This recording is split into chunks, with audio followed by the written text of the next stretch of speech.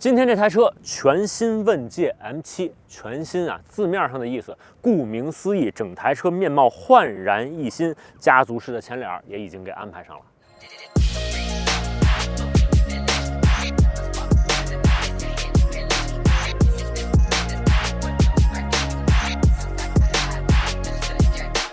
星环双翼前大灯、极简风格的贯穿式尾灯，还有这种简洁饱满的车身造型啊，都跟它的老大哥 M9、M8看齐了。全新问界 M7这次增加了2个专属的外观颜色啊，一个就是我身边这台海岛蓝，还有另外一种呢叫做珊瑚红，2个颜色看上去都非常的年轻。现在呢，全系车型一共6种外观颜色、4种内饰的颜色，还有20和21，2种不同尺寸、4种风格的车轮，再加上啊问界一直以来的黑曜套件，反正在运动风、个性化这方面给的也很到位了。车名前面加上全新，另外一个很重要的变化。车身尺寸加大了不少，轴距已经达到了3030毫米，车长更是直接到了5080毫米。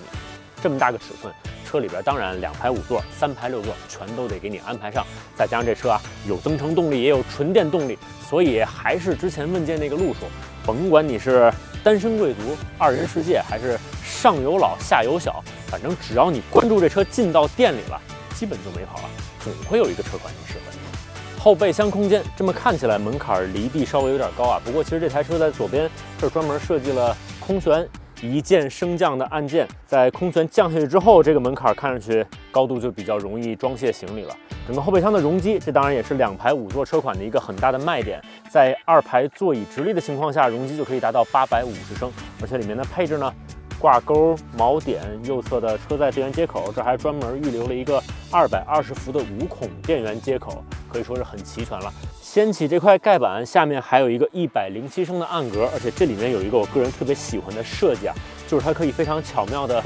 把上面那块遮物板藏在这个盖板底下，这样的话，即使你装满了行李，这个遮物板也不至于没地方放了。后座的靠背也支持4/6分放倒，当然电动的靠背啊，放倒之后想要抬起来还是得花点力气。而座椅放倒之后呢，整个地板还是比较平整的，容积也可以扩充到2145升。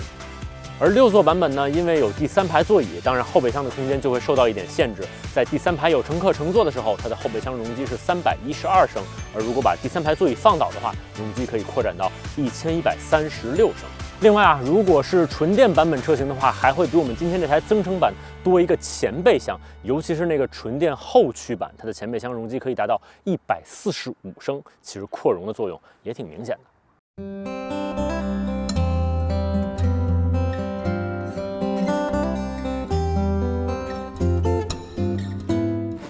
车里的变化也很明显啊，中控屏16.1英寸，而且升级成了窄边屏。说实话，我其实比较大条，对这方面宽边窄边不是很敏感。但是我真的有一位朋友，当初就是因为屏幕是宽边的，最后放弃了购买。当年我觉得很震惊，但现在看起来，这好像确实是不少用户纠结的一个点。中控屏的左右两边各有一块屏幕，现在副驾终于也拥有自己的专属屏了。而且啊，手机跟车机之间的流转咱就不说了，中控屏播电影的时候，3指向右一滑就可以甩到副驾屏上，那副驾屏3指往左一滑就可以回到中控屏上，中控屏如果3指再往左滑，哇，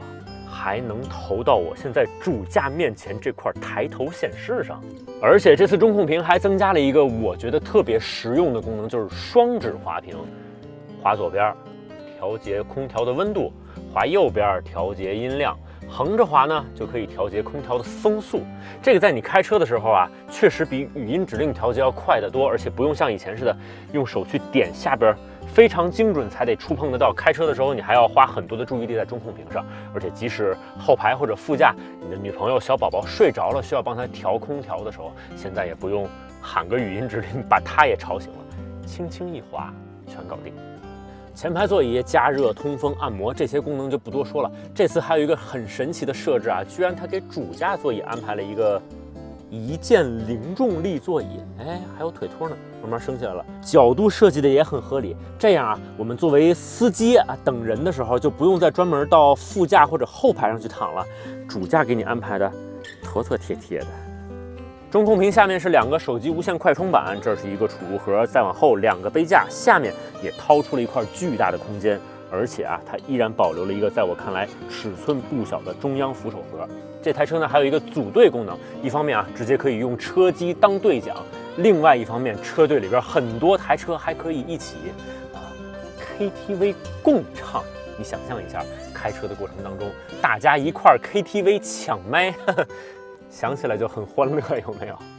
今天我们这台车呢是一个2排5座版本的车型，刚才前面也提到了5米多的车长，3米多的轴距，所以这2排空间给的绝对够到位。来比划一下，腿部空间，这应该得有3拳了；头顶空间1拳、2拳，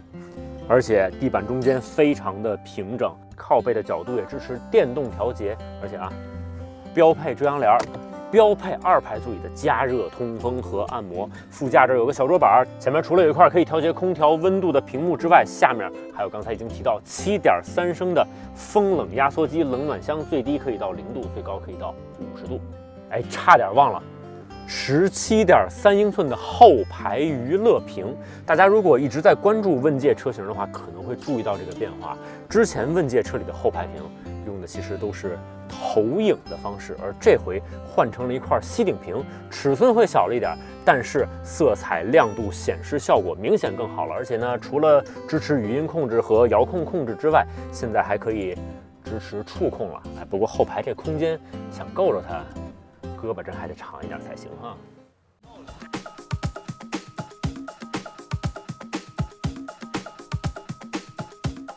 必须得承认啊，问界的车现在真的是调得越来越好开了。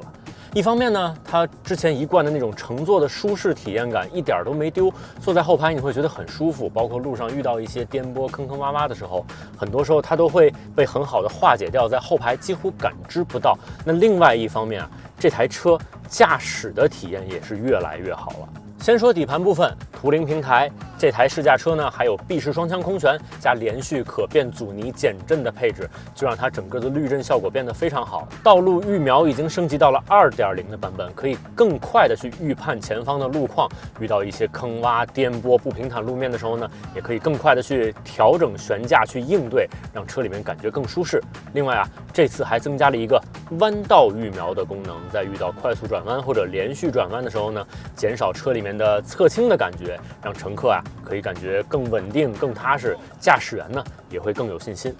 而且虽然这台车车长已经超过5米，但是猫头鹰转向让它的最小转弯半径只有5.7米，基本上只要是这种双车道的路啊，一把就可以掉头过去。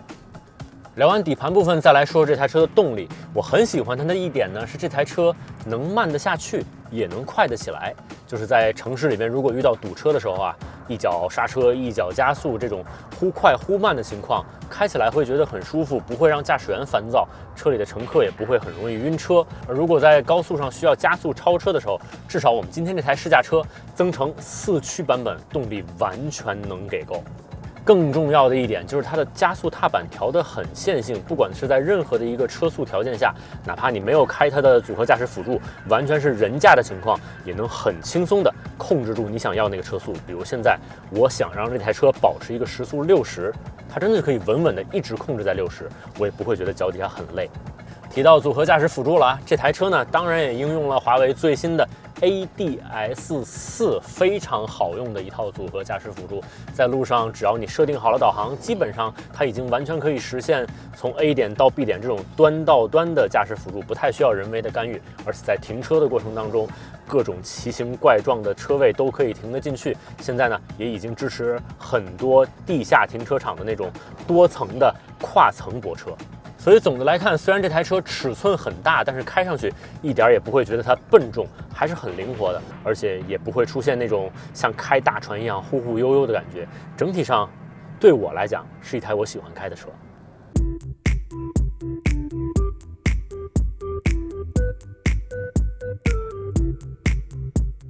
最后来说说续航啊，目前已经公布的一些数据呢，增程版的车型应该会有37千瓦时和53.4千瓦时2种不同的电池容量版本，那应该是增程4驱版吧。CLTC 的纯电续航可以达到315公里，满油满电的综合续航呢可以达到1625公里。而纯电版车型目前公布的数据呢，4驱版的 CLTC 纯电续航应该可以达到660公里，而后驱版本更是可以达到710公里。